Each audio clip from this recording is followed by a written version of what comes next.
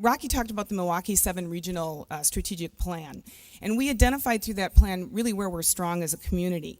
So right now, in 2010, what are our assets? Well, the manufacturing, old line manufacturing, is still alive and kicking, as we all know. But really, the advanced manufacturing, it's really transitioning to advanced manufacturing, which really relies more on brains than brawn. That is, it relies more on people who are designing and maintaining the machines that make things rather than actually running the machines that make things. And this reliance on design really bodes well for us as a region, and I'm going to talk more about that in just a minute. We're also strong in insurance and finance, printing, obviously, and we're also strong in the biotech and medical sectors. And if we stay the course and continue to really focus our efforts and invest in these sectors, I think then that the future looks pretty bright. But we can't let things like political dogma get in our way, or a sector like biotech and medical, which depends heavily upon research, scientific research, and researchers. It's going to pick up and find a home somewhere else where research is fully supported.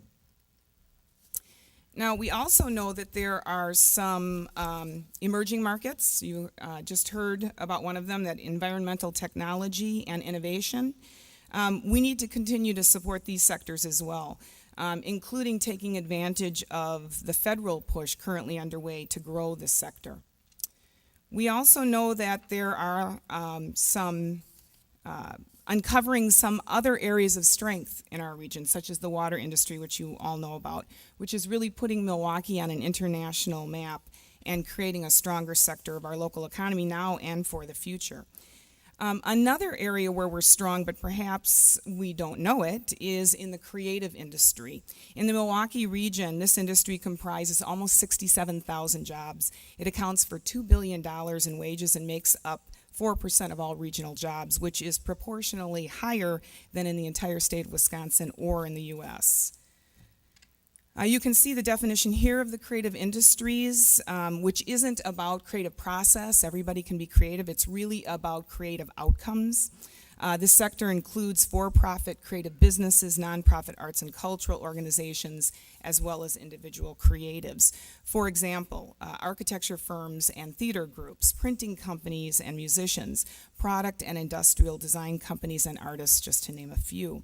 And remember, I talked about our region moving from manufacturing to advanced manufacturing and how design could really make a difference in helping to make this important transition. If design is already an asset here in 2010, then we are well positioned to make that leap. Now, I know about this newly identified and fast-growing regional industry cluster because for the past year and a half, I've served as the co-chair of a joint project of the GMC and the Cultural Alliance, focusing on economic development called Creativity Works. Taking our cue from the Water Council, we're creating a strategic action plan to grow this emerging sector, which, by the way, is as large, if not larger, than our construction industry in the region. Stay tuned. We're going to present the findings of our economic development study and our action plan at the January membership meeting of the Greater Milwaukee Committee. So how do we grow and leverage and support our assets in 2010 in order for us to be the kind of community that we all want to be in 2020? Well, first, no business or strong or growing community can exist without a strong workforce. And in 2020, I'd argue that in order to really remain competitive, our workforce better be highly creative and innovative as well. So the question is, what does the creative and innovative workforce of the future, what do they want and need? And in general, we know that creative workers want to live, work, and play in creative communities. They want a strong quality of life. So, you know, at my company, Kahler, Slater, we're only as good as our creative talent, and we recruit that talent from all over the world. And you know what they ask me when I talk to them? They ask about whether or not we have a ballet or theater groups or good schools, parks, a health system. I've yet to have a candidate ask me about taxes. Now, this might not be what people want to hear, but the truth really is that companies will locate in communities that have the workforce that they want and need. Relocating to a place that has low taxes but doesn't have a well-educated, innovative, or creative workforce is really corporate suicide. Study after study shows that creative workers prefer 2 to 1 to live in places with a high quality of life. A creative workforce is key to economic growth, and since we already have, as I demonstrated, a strong and growing creative cluster in the Milwaukee region, people who want a high quality of life, doesn't it stand to reason then that we need to continue to cultivate that high quality of life that we have here? To me, this is kind of a no-brainer. And yet I was talking to a friend of mine after the election who said, you know, Jill, we're just going to have to buckle down. We're just going to have to cut into our already diminished financial support for those niceties, the parks, and all those cultural amenities, because we simply can't afford the quality of life to which we've become accustomed here.